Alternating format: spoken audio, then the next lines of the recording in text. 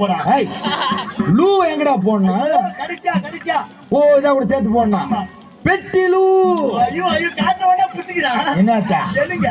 இது பேர் தமிழ்னா மைக்கு. தெலுங்கு லூ போட்டு. மைக்கு லூ. இது பேர் தமிழ்னா மிருதங்கம். தெலுங்கு லூ போட்டு. மிருதங்க லூ. இது பேர் தமிழ்னா அட கம்யூனிட்டி கூத்தாடுற 10 வருஷமா இது கூட தெரியாதா?